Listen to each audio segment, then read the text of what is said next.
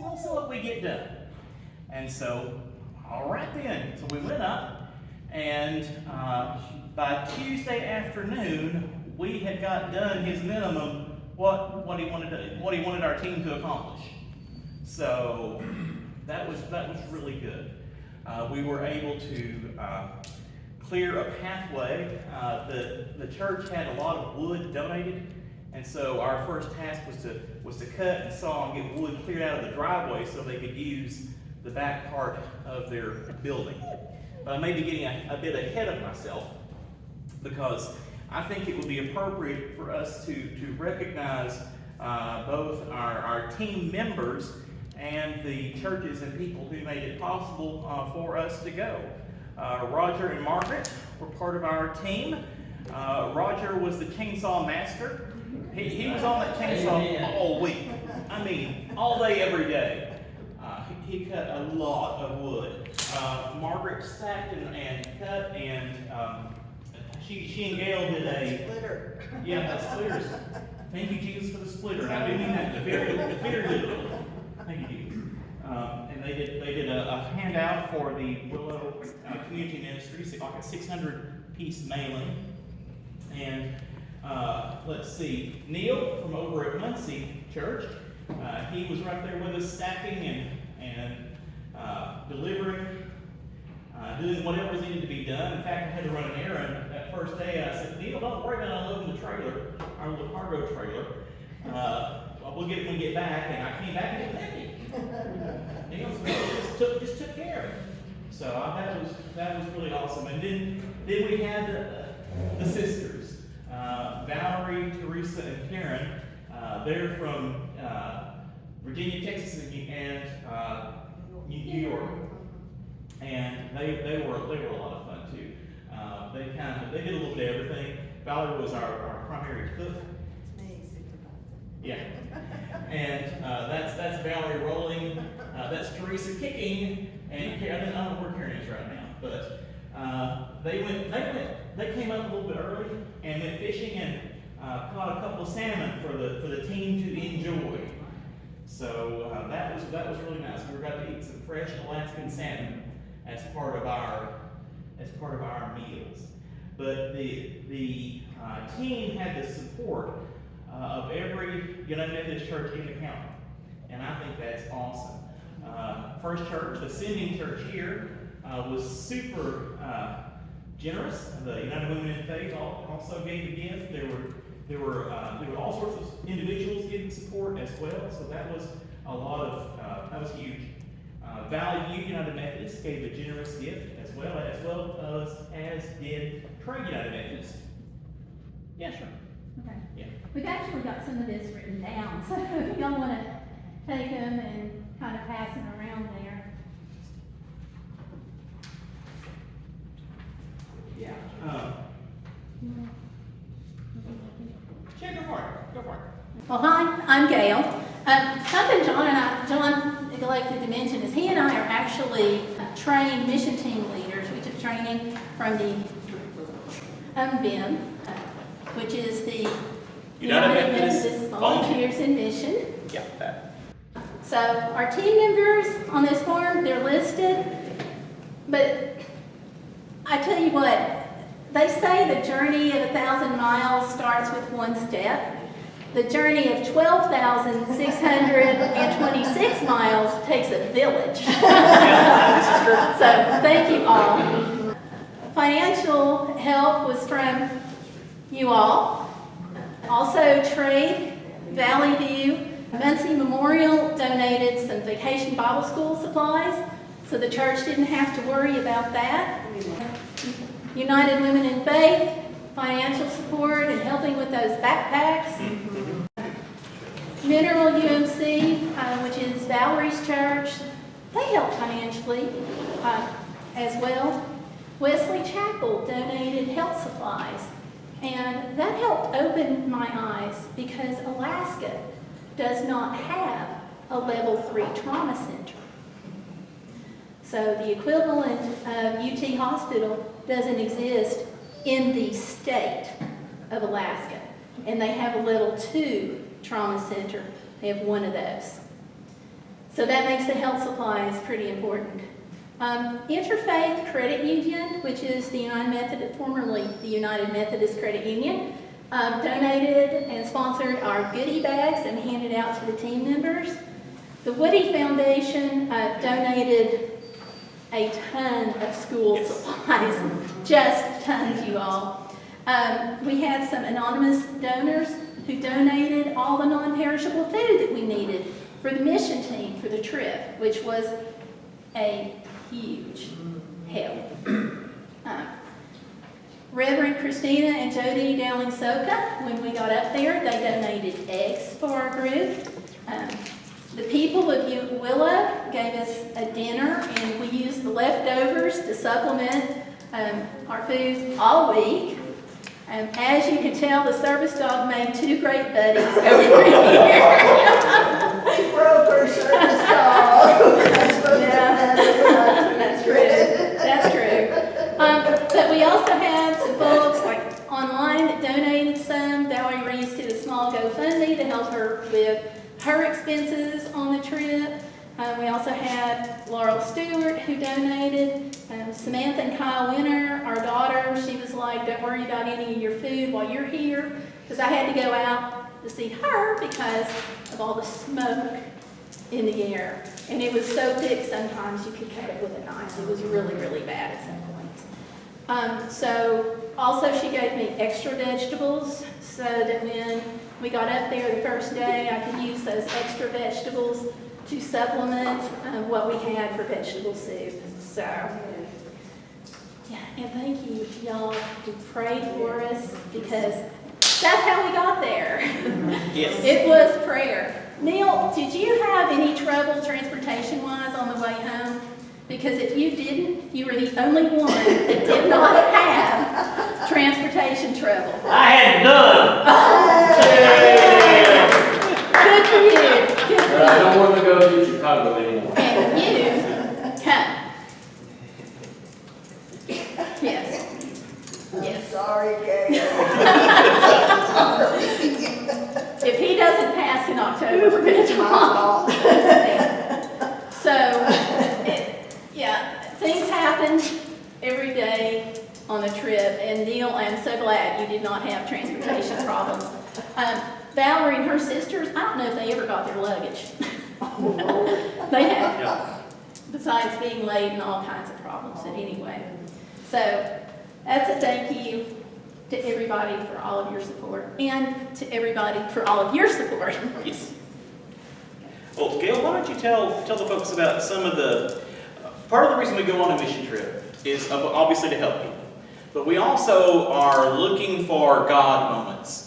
Moments that God can touch us, moments that we can see God at work.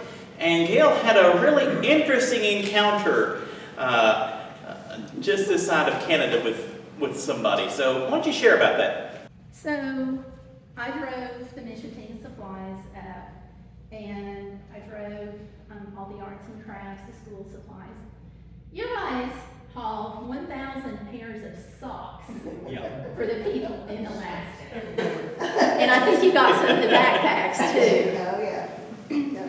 So with me, something happened every day of the trip.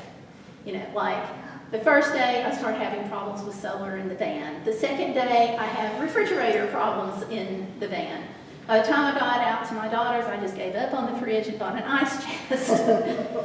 Then the next thing that happened was I had a flat tire with my brand new tires and had massive problems finding the spare and getting it mounted. I actually wound up having to go like to the next state to find a spare and go to Great Falls, Montana before I could find somebody to put the thing on the trailer for me.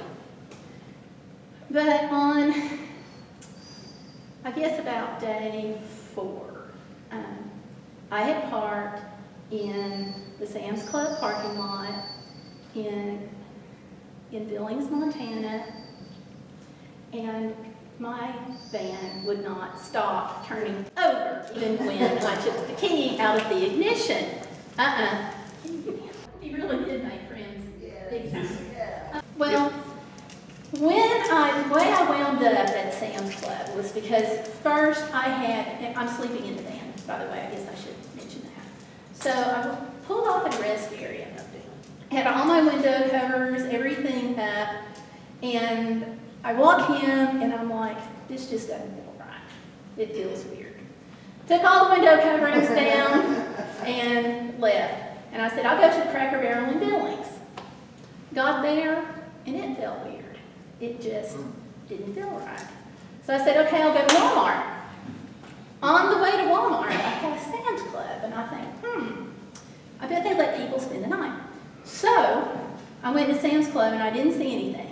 As I'm pulling around to come out, I look over my shoulder and there is RV. So I go whip around and I go back and pull over there. So I've already started to go to Walmart, the pull off, and the Cracker Barrel before I get to Sam's, where I actually spent the night.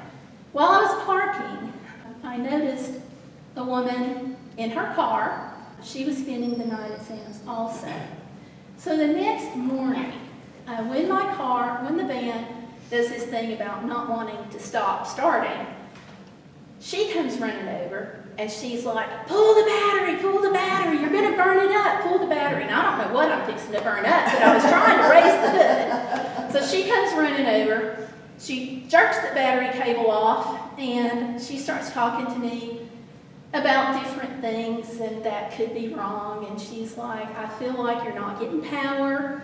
Let's check your fuses, which I don't know where the fuses are in the van.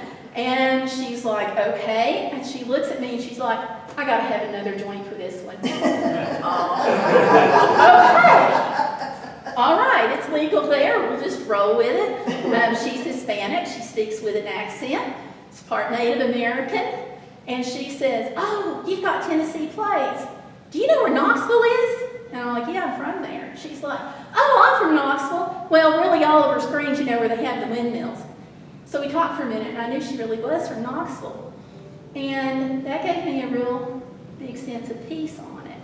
Because my entire encounter with her took me way out of my comfort zone. Now, God took care of me on this, but she sounds like she knows what she's doing, and then she looks at me after we've already talked about already needing another joint for this, which is way out of my comfort zone, and we're talking about what could be wrong, and she's like, I just feel like you're not getting power. And she explains to me how the flywheel and the solenoid and all this stuff, which goes right over my head.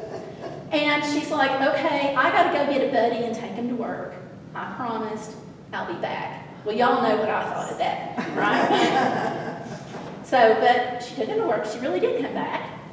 And she says, where are your tools? You say you have tools. I need a 5/16 blah, blah, blah, and such and such. I'm like, so I go and I get my tool bag and I proudly present it to her, and she's like, no, honey, where are your tools? I'm like, I got this. And she's like, all right, I still feel like you're not getting power. Sam's, it's a big Sam's, they're gonna have something. You go in and buy whatever toolkit they have when they open. I'm gonna go to breakfast, and if I'm a betting woman, which I am because I'm gonna go to the casino for breakfast, I think you're not getting power. And then she says, let me check one more thing. And she goes underneath the car, and she's like, oh, and I don't want you to worry. I really do know what I'm talking about because all of my ex-husbands were mechanics, and I helped them in their shop. And I'm like, okay. And then she looks at me and she says, now I don't know anything about you. I don't know anything about your faith, but I'm a Christian. And I think God put us together. Now, I have nothing on the van that says I'm affiliated with a church mission trip at all. I have nothing on the trailer. My license plate did not say, in God we trust. I'm sorry, please forgive me, Lord. But there is nothing to indicate that. And here we are in Montana. She actually knows about cars. She has a unique background, but she's from home. It's like, were we supposed to meet? You know? And she had no idea that I'd already tried to stop 3 different places before getting to this parking lot, which happened to be where she was. So she's like, let me look at one more thing before I go to breakfast. She gets underneath the van, and then she starts screaming. She's like, you're gonna be so happy, you're gonna be so happy. And I'm like, well, that's news to me, thank you. I have no idea what I'm supposed to be happy about, but at that moment, it made me feel so much better. And she says, your wire is loose. Get me that socket, we can tighten it up. This is nothing. You can be on your way in about 5 minutes. I've got to go to breakfast down at the casino, but I'm going to be right back. And she explained to me that she's in between homes right now, and she said she's not going to spend the money on a place for 6 weeks, so she's out of her car, and what she's doing is going around, and when she comes across somebody that needs help, she's helping them, and that's how she makes her money. Immediately, I see major dollar signs, because this is a Sunday morning. Nothing is open on Sundays for car repair shops once you get west of the Mississippi on Sunday mornings. We done been down that route. And she was like, everything's closed, but get me that socket and you are going to be on your way, I promise. So I got the socket. She came back with a friend of hers, and I asked her before she left, how much do you want for this? Oh, well, we'll talk about it when I get back. Well, you all know how that made me feel. And I'm sitting there going, okay, because whatever it is, I'm kind of stuck. And she's like, you know, you're a woman with a problem, I'm a woman with a problem, we'll figure this out. So I bought the socket set, and I'm calling him, I'm going, I don't know what to buy. And he's like, you're going to be fine. God took care of you this far. God's not going to let you down.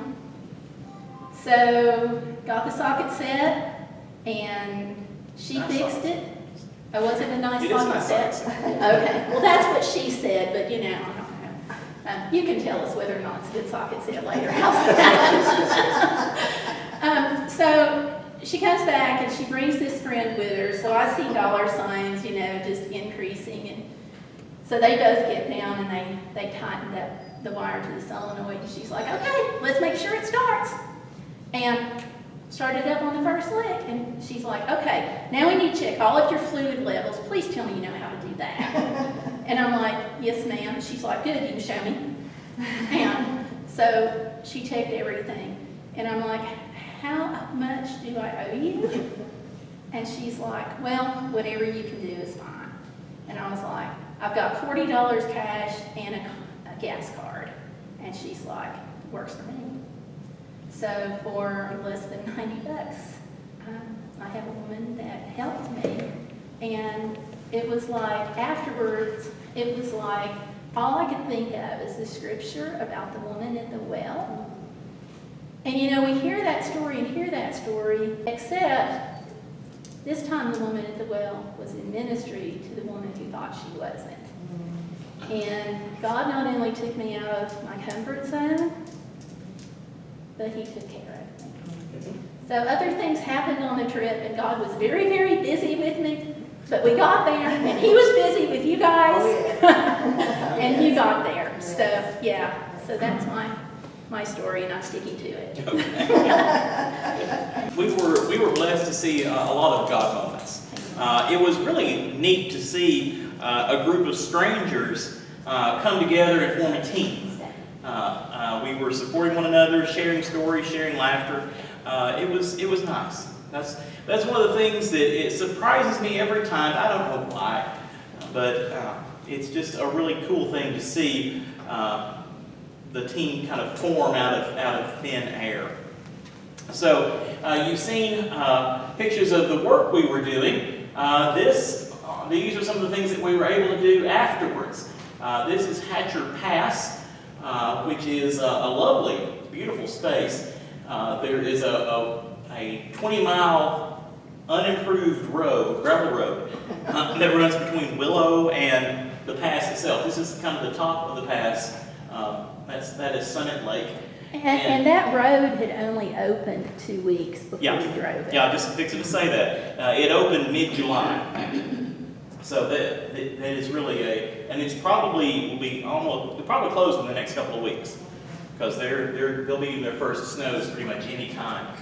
But that's one of the reasons that we go to experience different things. Of course, you've also seen pictures of us delivering wood. The wood on site will be given out over the winter, but we were also able to go and take a number of loads of wood to folks who weren't able to get it themselves.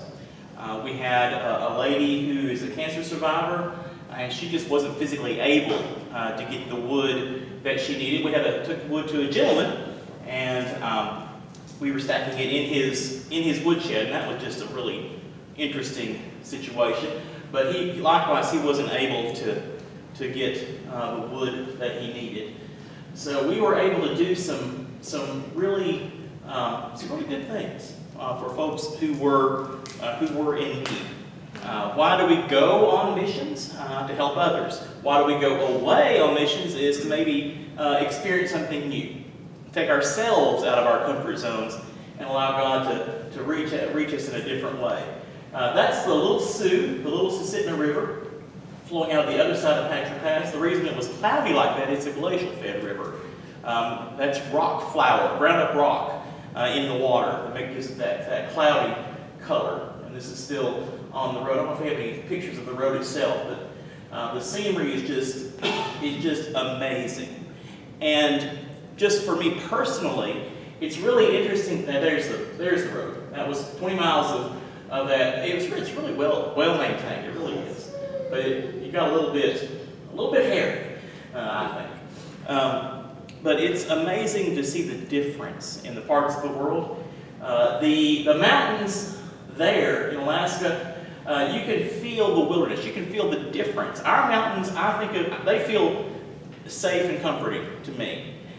You would be hard pressed to really die in these mountains. I mean, you can't. It happens. I know folks have. But the wilderness in and around Alaska, it'll kill you if you're not paying attention.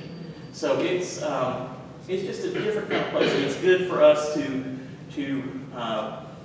experience different things. That's delivering wood to actually a church member. That's him leaning against the truck, and he's going to split it and give it to some more folks a little bit later on. The church did some clean out of some of their wood around the church to help mitigate some fire danger. The fires in 2019 got really close to the church, so they're kind of clearing out some trees as well. In fact, one of the people that we delivered wood to almost lost her home in the fire. Yes. Yeah, I don't know. I haven't been watching. I don't know if they'll be up in a minute, but yeah, they were. That was a family with one grown son still at home, and that was really nice. We pulled up, and they were the wife, mother, and the son were there with their gloves on, ready to help unload, and they were really appreciative of the wood that we were able to give them. That's an Alaskan subdivision, by the way. Yeah, that's gravel road, lots of woods. That is just what a subdivision in Alaska looks like. There are a few pavements, but that's a lot of it. That's another lady we took wood to. She is a cancer and car wreck survivor, and she's just going back to work after recovering from a car accident that took the life of her brother. She's just been at work just a week or two, something very short. And so we were able to take her some wood, and that was a blessing.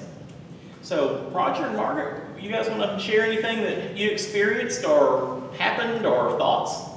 I guess our God moments were, we had two mechanical issues, and one major one I told a lot of people about. The wheel flew off of our trailer and ruined our axle, and it was bad enough, but it actually happened in a fairly convenient spot. Mm-hmm. So, and kind of the same way, we had, on our way back, we had a tire blowout on the trailer. Again, it happened like a quarter of a mile from the campground we were gonna stay at. So I was telling Margaret, the guy was saying, well, I'm not gonna keep you from having issues, but I'll kind of make it quasi-convenient for you. Because if that wheel would have flown off and the axle problem, we were in some pretty way off places, you know, it would have been 500 miles to go get, you know, another axle. So it was good that it happened where it happened. That's an interesting, it was a God moment. It was July 3rd when it happened.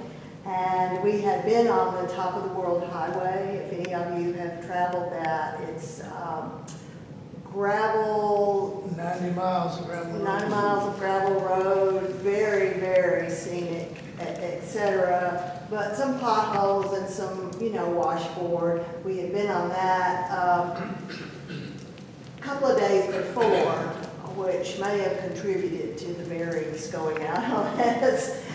Losing the wheel, but we were in between Fairbanks and Anchorage, and you know, God provided us by being in a spot where we could get assistance.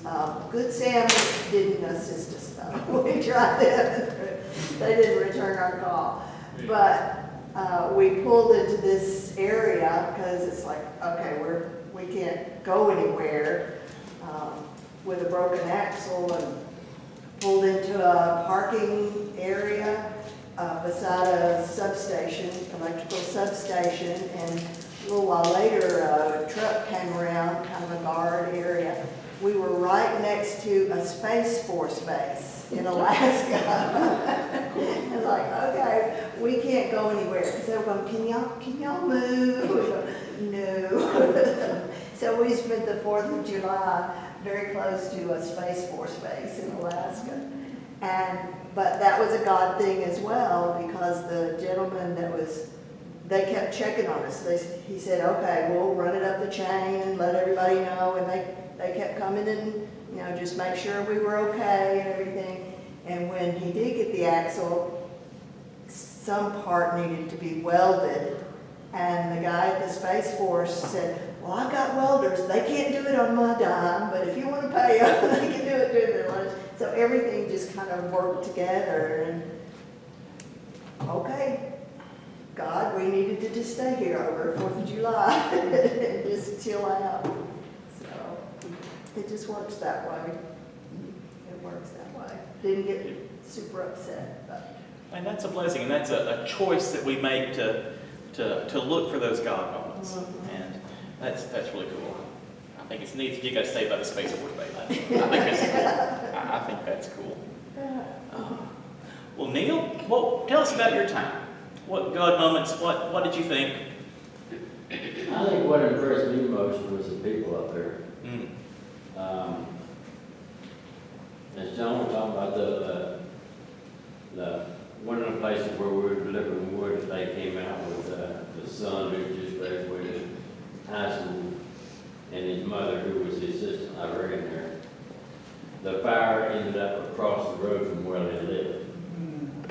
They live off grid. One thing that struck me about why they live off grid was not mine. They live about 200 feet off the main highway. And up until recently, they didn't have any electrical power. And finally got electrical power, but they had to pay the utility there $6,000 to run a wire 200 feet to their house.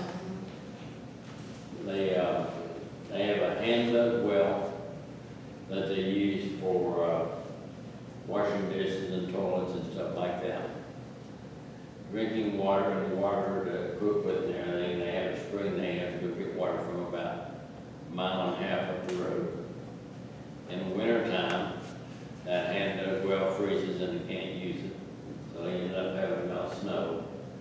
And the city of Willow is defined by Alaska as 20 miles by 30 miles, 600 square miles, which is huge. They have 2,200 people live in that area. And I dare say that over half of them are off grid. Unless you live right in Yeah. the cities, And, you don't have power. but the people up there were so friendly and would help each other. I mean, there was no question asked about anything. They were always willing to help. One of the people that we delivered wood to there,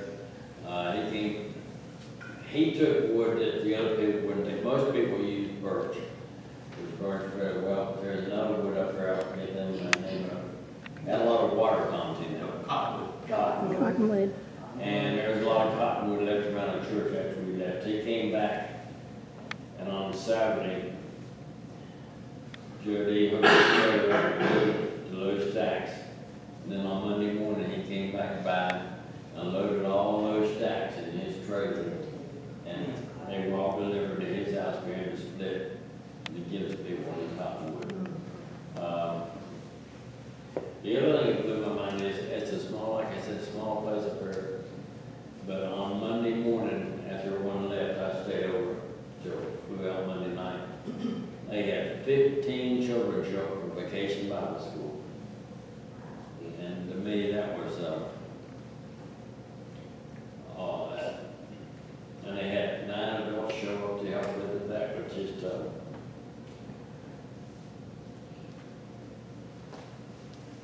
things like that you can't put in words. That's what I have been blessed my entire life, but to be a blessing to someone else.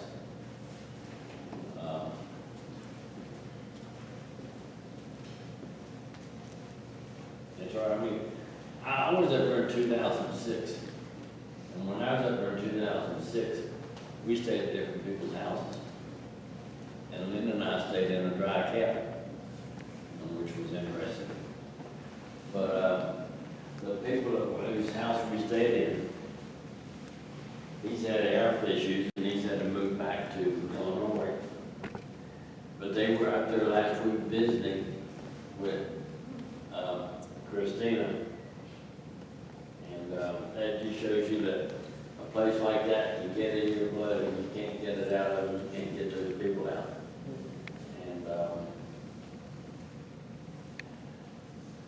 I've been at Muncie for 35 so years. And years ago, we met a friend whose name was, no, I was going to blank. Fran Lynch. And she was the first person that we ever sent up there to serve as a missionary. And we knew her before she went. Her dad was a preacher and was a minister in Greenville, but seeing her again was good. And when we were up there, her husband had surgery, so that was, and he's doing well, so that was, it's, if you ever get a chance,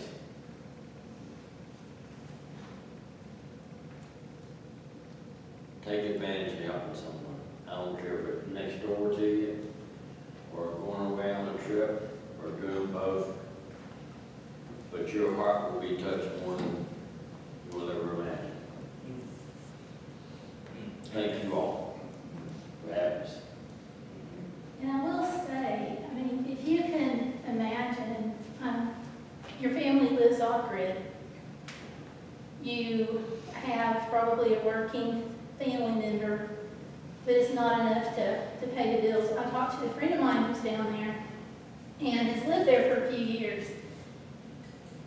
She said that they have to supplement it with hunting and fishing. And when the salmon comes in, they do get net fishing, and she said she probably spends $1,500. And she has to have that to make it. So you picture a child growing up and living in this situation who is going to the church to take his showers on shower day, which is also when they have the food pantry open. And have somebody at the church say, hey, you need school supplies?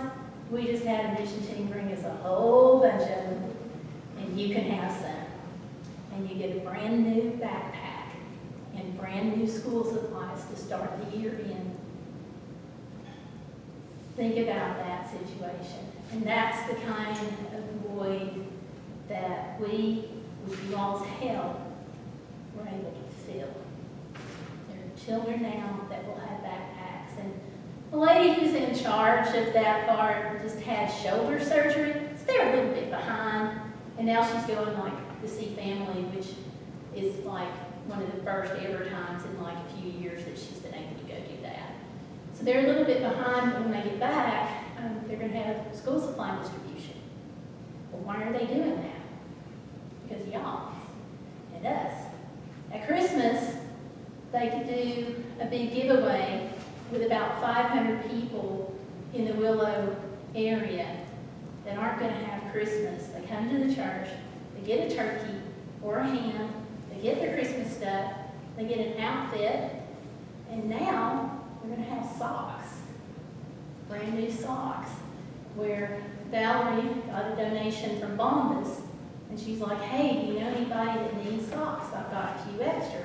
And I'm like, define a few extra. She's like, well, I don't know, maybe around 400 or 500. Sure, I think we can handle that. Well, I might have a few more than that a few days later. And then by the time we actually got with her to pick up the socks, it was 1,000 pairs.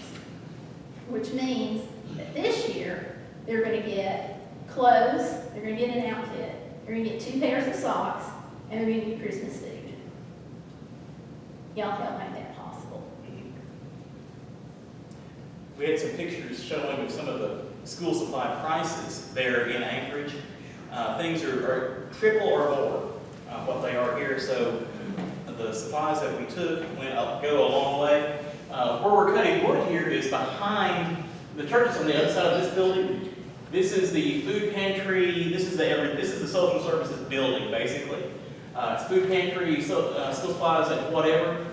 The reason I'm pointing this out is it goes forward a pretty good ways, but they've added on to it 3-4 times. This last bit was put on since we were there in 2019. They keep adding. They've added some freezers and things like that because the need is there and it's increasing. So that. I think she said they did like a 40-foot extension on the building, which Yeah. is as far as they could go. Yeah, back there. So yeah, they keep on adding on, and it keeps on getting filled up, and it keeps on being used. So this Willow United Methodist Church is the last mainline church between Willow and Fairbanks. Which is 300 miles away. 300 miles away. Willow UMC is really the unofficial, well, maybe the official social services anchor for that part, for that region of Alaska. So it's Well, the friend of mine who actually doesn't go to Willow, she said that if ministry is going on in the Willow area, it's either done by the Methodist Church or through the Methodist Church. That's kind of a big thing to say to somebody who doesn't go to that church. Let me just say one other thing. There's an individual there who has a service station there. He operates a total service station, and he's got the cheapest gas prices in town. But what he does is, he donates more stuff than you would ever imagine. The parsonage area was built by him. All the food you saw, all the food you saw there was cut by him or someone that he has and delivered to the church.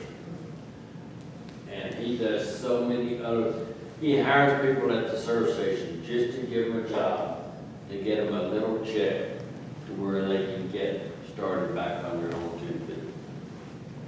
He's and there's all kinds of other people around there who do that. He's not making any money off any of that, he's just giving it away. And that's When's the last time that someone else pumped your gas? It's full service, clean your desk, wash, do your windows, yeah. They don't get the memo that they don't do that anymore. No, they do there. I really wish I say that I didn't get a picture of it before we started, but I talked about clearing wood out of the driveway. This gentleman, they brought loads, stacks of wood. It had already been limbed up. It was just like tree trunks, ready for us to cut up. And there were stacks right there where Margaret was, all the way through there. So our team, Sawdust. yeah, our team got all that up, and it was all kind of wrapped around where Gayle's standing, some wood behind her still, and we got everything but that last pile. At about 2 or 3 o'clock on Friday, we got back from making delivery, and Jody said, "Yo, y'all about done?" And we like, yeah, we're done. We gave it our all, and so we did good. We And did we our got part to do some interesting things. Actually, the United Methodist Volunteers in Missions requires us to do a minimum of one cultural activity. But we don't get to do anything until the work is done. That's right. And once Jody says, okay, you're good for the day, then we get to go out and do something. So one of the things that impressed me was this museum. This museum, okay, is pretty new to Willow. And the reason it's pretty new, although not all of the things in it are new by any means, the reason it's pretty new is because Willow now has a brand new $5 million library that some of the church members at Willow helped raise the money for. And the head librarian is at Willow UC. So they took the whole building, and that's this museum. Well, guess who most of the people are behind the development of the museum? They're out of Willow UMC. And so now they have this where people can come and learn and understand, and that's Jim Houston. He is, he's a curator, he's on the bed and breakfast, he hunts, he fishes, a lot of the mounted things that you see in there were courtesy of him. And that's an old stove that belonged to somebody, and he can tell you exactly who it belonged to, what years it was in use, and how it came to be. A lot of the mushing stuff that you hopefully will see in here came from one of the Iditarod finishers who's at Willow UMC. And a lot of the mounted things, like I said, you see from Jim, and he's also from there. So when we say that they're the hub of the community, it goes beyond what we would think of as traditional ministry. People will be able to come here and learn about their roots in the town of Willow for generations. And he carved, at the first you saw the bear, the carving of the bear. It's on a pole, but that whole pole was a tree with what they call a burl on it, like a growth or something. That was all one piece of wood, if you will, to create the post and this bear carving. It was just amazing to think of what resources are there, and the creativity to think, oh, I'll carve a bear out of that. You know? And wasn't that some burned wood that was burned in a fire once before, or part of it? Hear that part. Yeah, There it is. there's the bear. There's the bears, yeah. Yeah, and he hunted, I think he hunted most or all of those animals as well. Just amazing. And he tracked, No, go ahead. he tracked down a United States flag with 49 stars. You know, because Alaska and Hawaii became states so close together that it's very rare to get a 49-star flag. But they have one of those in the museum. I didn't. It's very, just amazing. Everywhere you turn, it's not huge, but everywhere you turn, there's just something It's not huge, but it's awesome. full. But Yeah. it's full. Yeah, yeah. But not cluttered, not Mhm. really cluttered. And Sunday after church, we were able to go to Denali. Y'all have heard me say this, but I'm gonna say it again. I was so excited to get to see Denali like this. 5th trip to Alaska, first time I got to see that particular view. Because Denali is often hiding behind the clouds, but that was really cool to go and see that. Some people don't get to see Denali. Yeah. Denali is high enough that it makes its own weather patterns. So part of the time you can see it, and part of the time, the top of the mountain is just completely covered with clouds. And I will say that seeing that the first time, with us actually having to take 2 or 3 times to go and see this mountain, it's like you're told it's there. You see it on the map, but you're not sure it's actually there. But to see it totally changed the way I relate to some of the scriptures where it talks about mountains, because we have mountains here. And I think, oh, okay, Moses just walks up the side of the mountain. Oh, what if it was a mountain like that? Yeah. And then to give you an idea of that mountain right there is over 60 miles from where that picture's taken. Mm-hmm. Yeah. Yeah.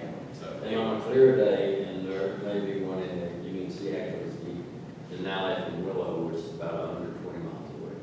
I don't have one. And the locals get so excited when that happens. It's, she's out, she's out. They say, Yeah, "Come not look, come everybody look." Not everybody gets to see Denali. I actually went in 2020 with a friend of mine, and we ditched the husbands and we went up to Alaska, and she never got to see it. It just would not come out. That was cool. So going to Denali, going to the museum, going to Hatcher Pass. So those were some of the cultural activities we did. I didn't get a single picture of it, but one night we went and visited with a family of mushers.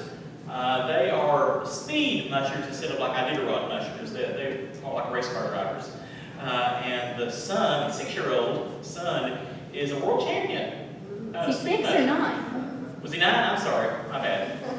He just got old enough to have a two-dog team, but he is a world champion, and that was really cool to hear them talk about what they went through to race. The dad works as well as doing the mushing, so it was really cool, and it was really neat to see the way they love and care for the dogs. It's just a very special thing, and I regret that I didn't take any pictures of that.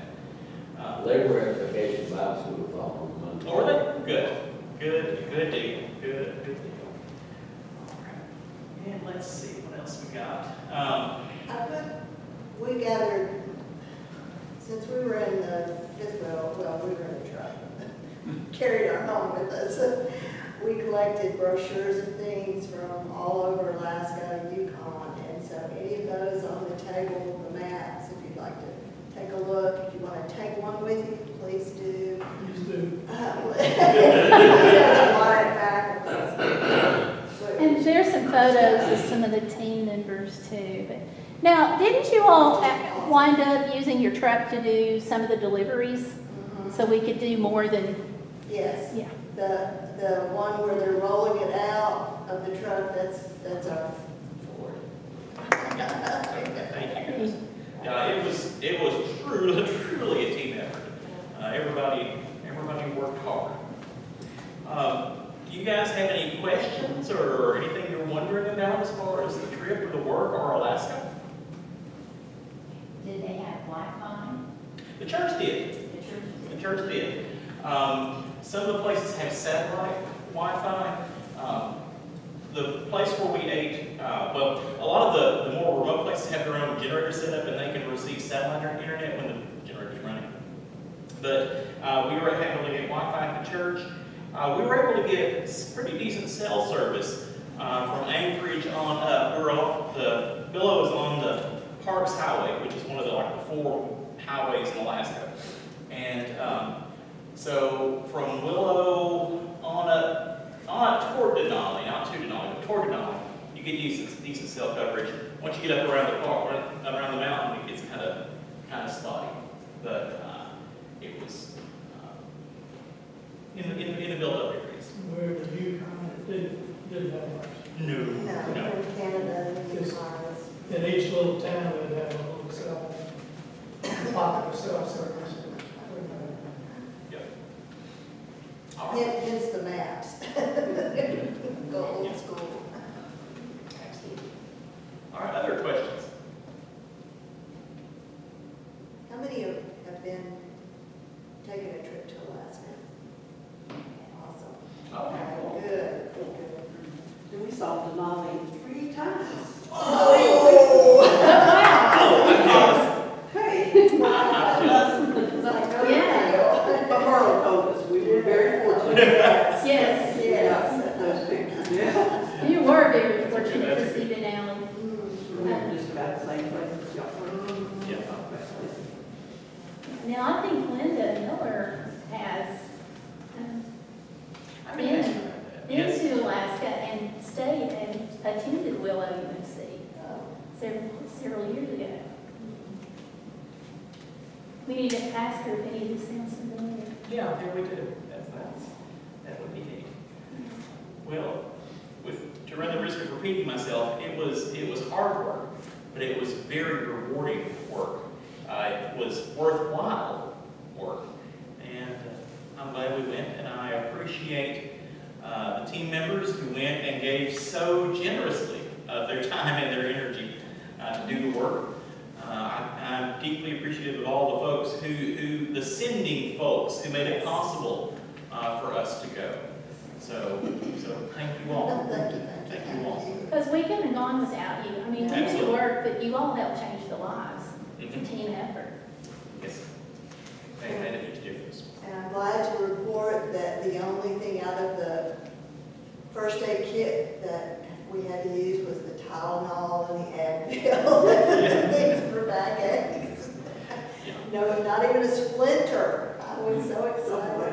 No injury. Change that. Oh, Uh-oh. oops, did you have an injury? I have a busted toenail about You broke the Somebody screen. dropped Oh, one injury, Okay. okay. It's something that I saw. You always, you're there so you can learn. Something I thought was interesting about Pantry was they weren't just giving out food, but they had food available if somebody was hungry. They had a meal there. And so all they had to do was say, hey.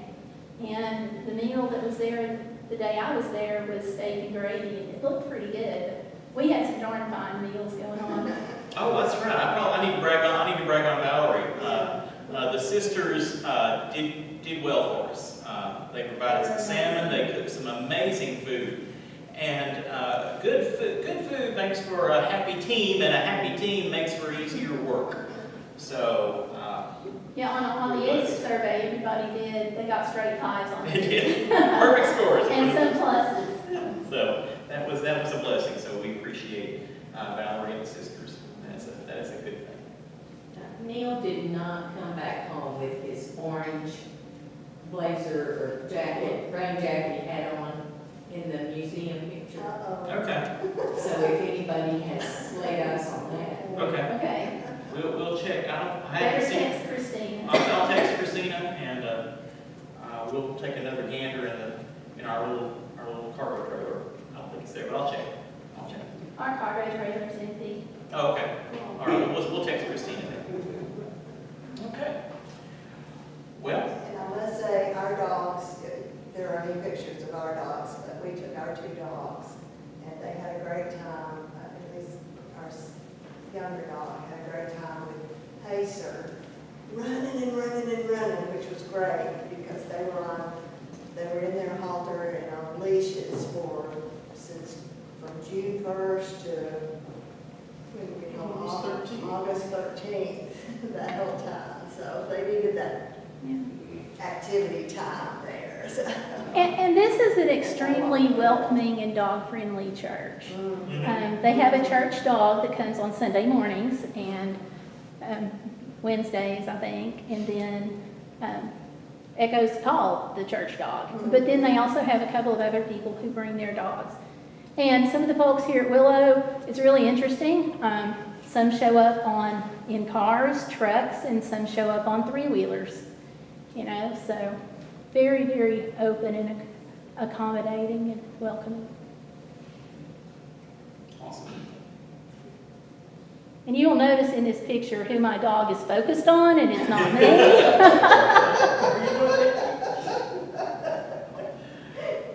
Sorry. You're just so sweet.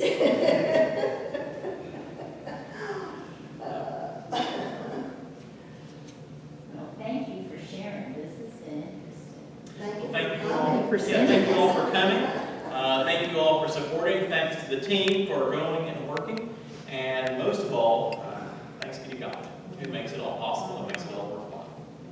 So thank you guys for coming. Have a wonderful evening. And we have cookies.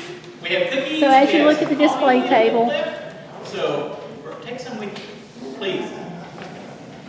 Thank you guys for coming.